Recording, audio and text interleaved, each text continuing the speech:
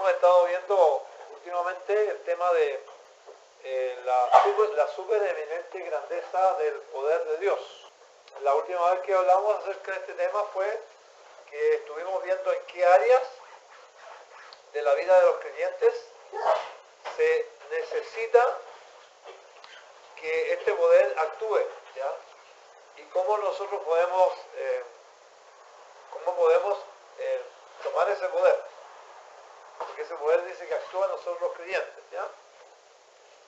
Básicamente, digamos, la parte de fondo es que el poder de Dios actúa en nosotros los creyentes. Es el mismo poder que resucitó a Jesucristo de los muertos y le sentó a la diestra de la majestad de la altura. O sea, es un poder inmensurable y es un poder que se obtiene por medio de la fe. Dijimos que ese poder que actúa en nosotros los creyentes es un poder que actúa por medio de la fe, y también dijimos que la fuente del poder es el Espíritu Santo. Recibiréis poder, dijo el Señor, cuando venga sobre vosotros el Espíritu Santo. El poder no es de nosotros, sino que el poder es del Señor. La fuente del poder es el Espíritu Santo y se obtiene por medio de la fe, y también vimos que por medio de la palabra de Dios, ¿ya?, que actúa en nosotros, el energeo de Dios. Bien, dentro de las áreas que estuvimos viendo que necesitamos poder, dijimos que necesitamos poder para testificar. Si no tenemos poder de Dios, se nos van a cerrar las puertas. Pero cuando tenemos poder de Dios, donde el Señor abre, nada es cero. Y hay que clamar a Dios. La iglesia primitiva clamaba a Dios por ese poder mediante oraciones. Eran oraciones tan significativas que la Biblia dice que en alguna oportunidad el lugar donde estaban reunidos tembló cuando ellos le decían al Señor que les diera esa fuerza para hablar con denuedo cómo se debe hablar y merece el Señor de hablar de Él. Y dijimos que si no hay una correcta relación con el Espíritu Santo, que es la fuente de poder, si no hay una fe que toque el poder de Dios para nosotros, y si no hay un contacto directo con el energeo de la palabra de Dios que nos fortalece y nos nutre, ese poder se va diluyendo, ¿ya? El poder no es algo mágico que llega así de repente, sino que el Señor nos dice cómo tocar ese poder. Tocar el poder de Dios es tocar a Cristo, como la mujer que tocó el borde del vestido del Señor, y el Señor inmediatamente sintió que salió poder. Ni siquiera dijo que Él lo consintió, sino que Dios está dispuesto como una fuente de poder. Por eso que el apóstol nos dice: fortaleceos en el Señor y en el poder de su fuerza.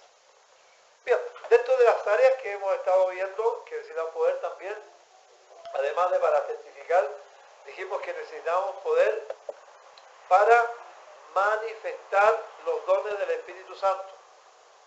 Cuando la iglesia no tiene poder para manifestar los dones del Espíritu Santo, que para lo cual se necesita mucho poder, los dones se diluyen, se van diluyendo. Por eso que Dios no nos dio espíritu de cobardía, sino que espíritu de poder, de amor y dominio propio, ¿ya?, para avivar el fuego del don que hay en nosotros. Otra área donde también se necesita el poder de Dios es para manifestar la vida de Cristo. Es decir, el fruto del Espíritu Santo, la vida nueva, es una área muy importante donde se debe manifestar el poder. Bueno, todo eso lo vimos en detalle y quedamos en Filipenses, donde estamos viendo que necesitamos poder para que nosotros estuviéramos en contentamiento con Dios.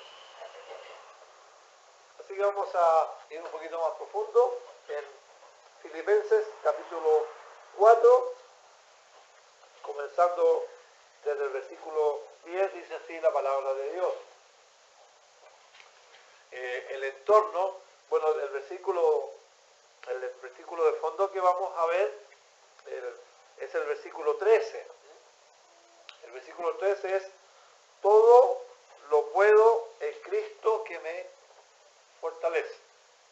Esto es, por generaciones ha sido un versículo favorito de muchos creyentes, pero también ha sido muchas veces mal interpretado.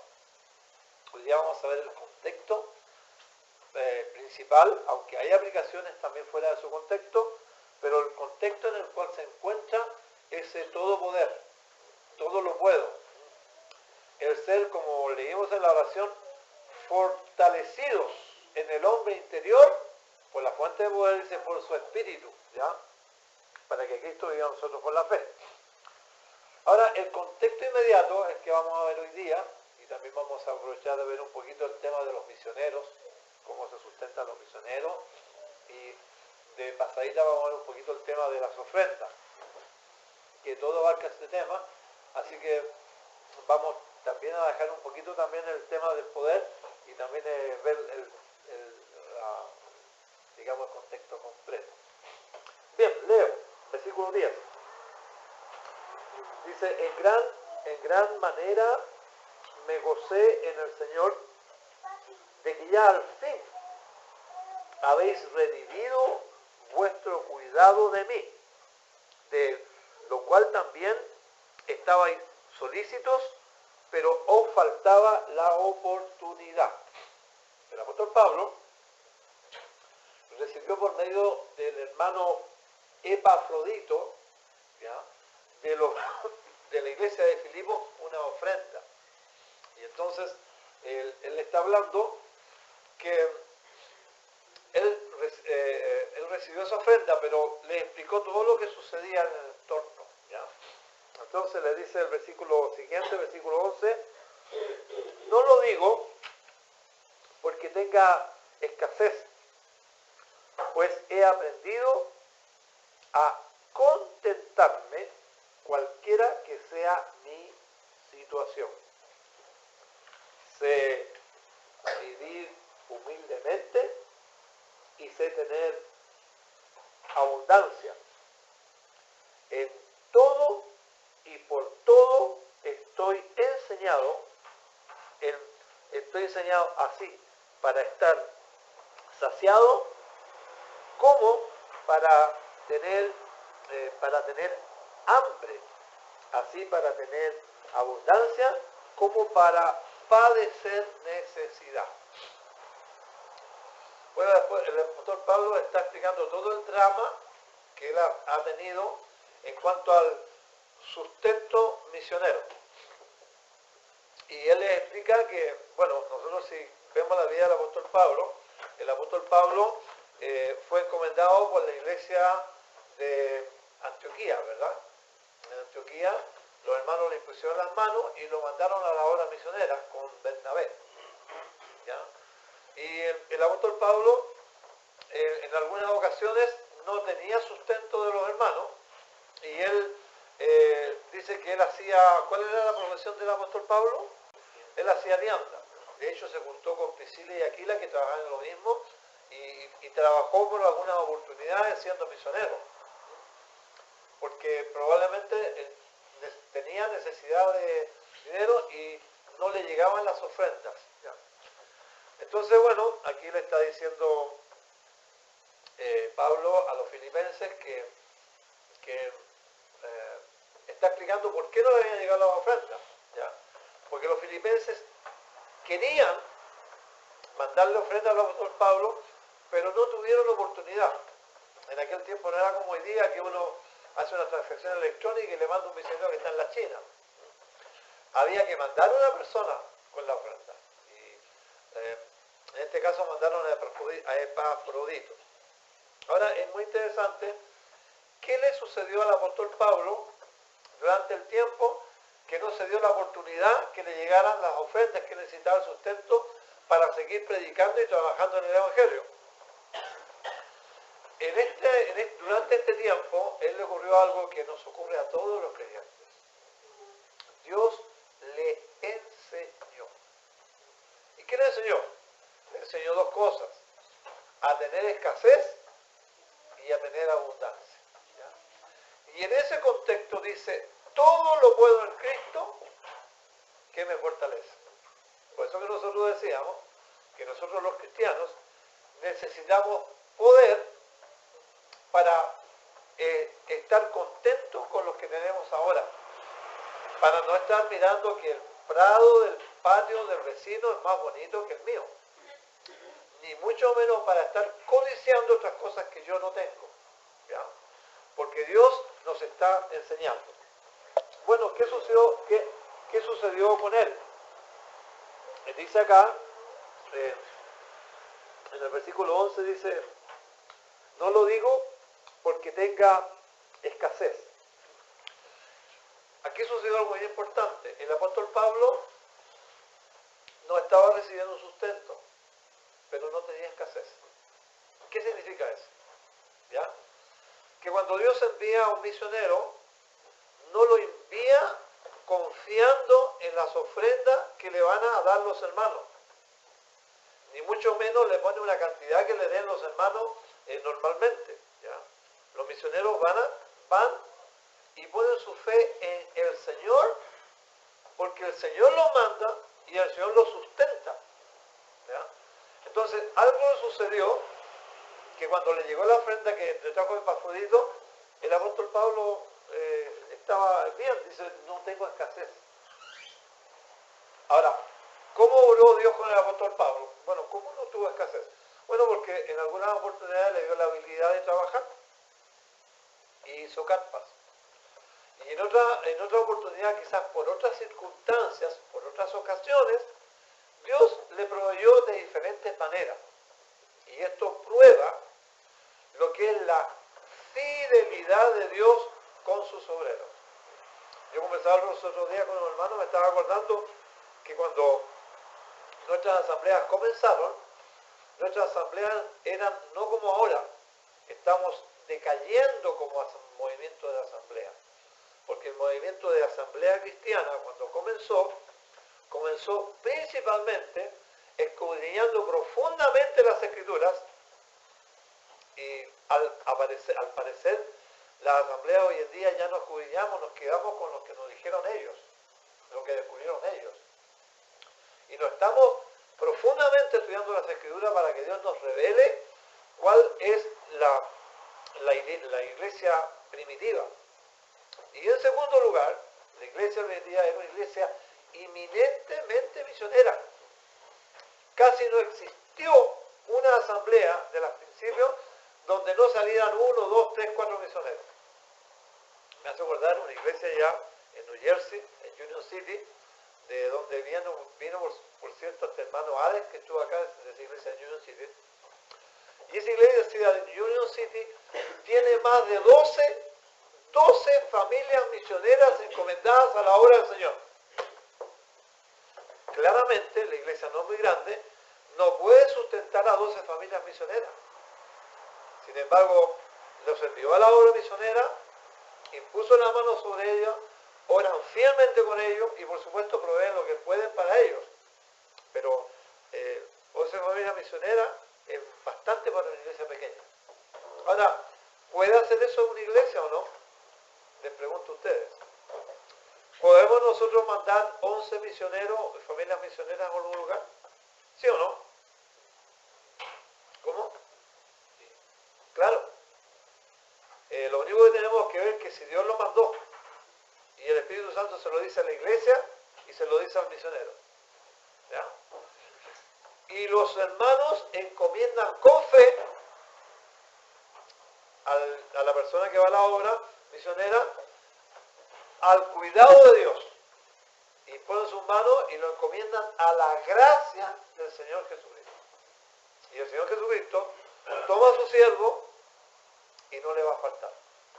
Entonces el misionero no tiene sueldo, no tiene una entrada razonable, entre comillas, que digamos la iglesia que lo mandó, o tiene una asociación de hermanos que se juntó. Eso no existe. Lo que sí existe, que el Señor es fiel. Entonces el apóstol Pablo pasó momentos de grande escasez y grande necesidad, y pasó momentos de gran abundancia y no le llegaba la ofrenda. Entonces Dios hizo con él lo que hace con todos los cristianos. Hay veces que nosotros los creyentes pasamos a veces años de escasez, de los cuales Él nos está enseñando que nuestra felicidad, nuestro contentamiento, no depende de las circunstancias que nos rodean, sino que depende de la persona de Cristo. Por eso que el apóstol Pablo dijo, todo lo puedo ¿en qué? En Cristo que me fortalece. ¿Ya?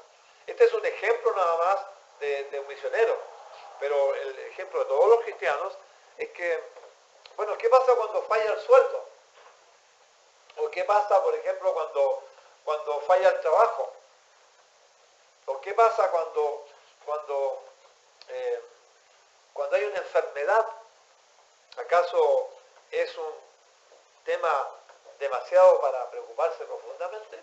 Yo creo que todos nosotros tenemos la experiencia y podemos decir con mucho gozo del corazón, mi Dios es fiel.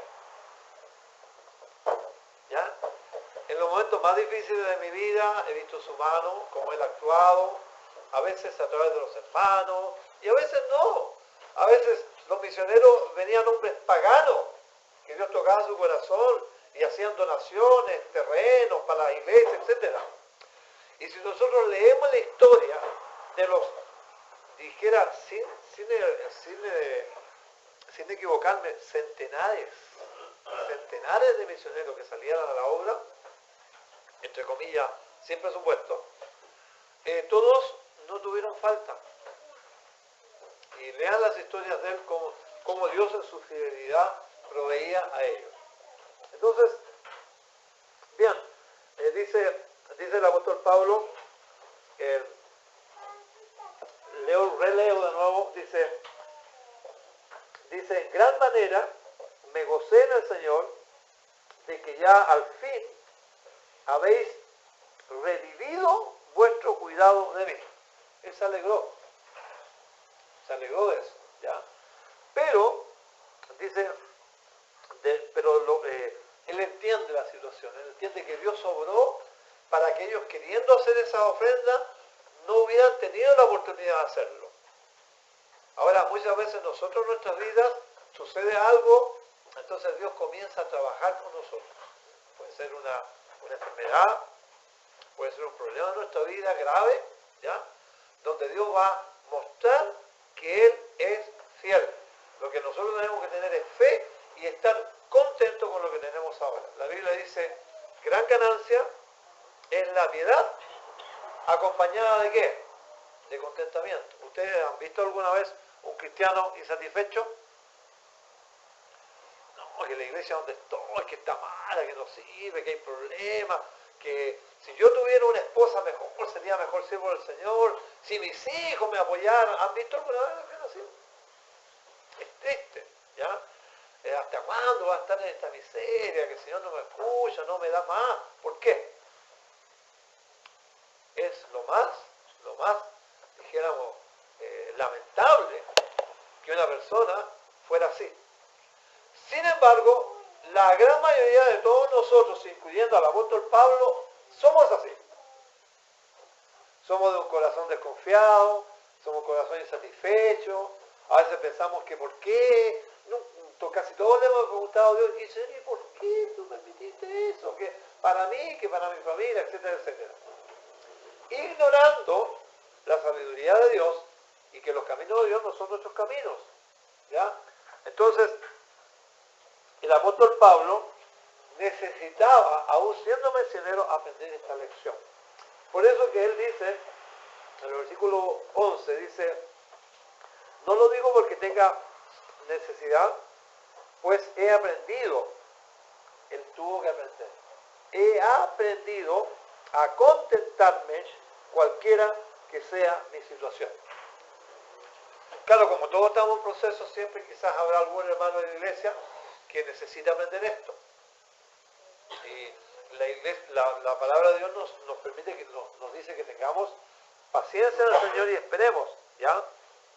Y versículo, bueno, dice, sea cual sea, cualquiera que sea mi situación. Verso 12, sé vivir humildemente. Entonces yo pregunto, bueno, me pregunto primeramente a mí y les pregunto a ustedes. Hermanos, nosotros no sabemos la vuelta que tiene la vida. Si llega un momento que las cosas están mal, la esposa se le da, uy, con el marido que no trae que comer, o cosas así. O Señor, ¿qué pasó que nos abandonaste? ¿No es acaso que el Señor nos está enseñando a ser humildes y a vivir humildemente? Entonces el apóstol Pablo aprendió esta lección. Sé vivir humildemente, ¿ya? Y sé tener abundancia. Y aprovecho de preguntarles también lo mismo. ¿Sabes tu hermano tener abundancia? A veces no sabemos tener abundancia. Cuando no tenemos nada, a veces estamos bien pasándola. Pero se mejoran las cosas, se mejoran las finanzas y comienzan las peleas en el hogar, que cómo gasté el dinero, que qué pasó con esto, y no sabemos administrar el dinero como para la gloria de Dios. Entonces hay algo que tenemos que aprender y que Dios quiere enseñarnos. Enseñarnos a tener abundancia. ¿Ya? ¿Cómo una persona puede tener abundancia? Yo siempre me acuerdo la historia de unos viejitos que eran muy humildes. Y eran el ejemplo de la unión en la humildad. Y un día al viejito se le ocurre sacarse el loto. Fue su ruina. Empezaron las peleas por plata con la señora. ¿Por qué compraste eso? Al final se ganó el loto, pero se divorció de la señora. Se repartieron lo poco que les quedaba. A veces no sabemos tener abundancia, por eso el Señor no nos da a veces abundancia. ¿Ya? Pero es algo que todos debemos aprender. Que no importa las circunstancias que nos rodeen, nosotros dependemos de Dios cada día. Y nosotros tenemos nuestro contentamiento en Dios.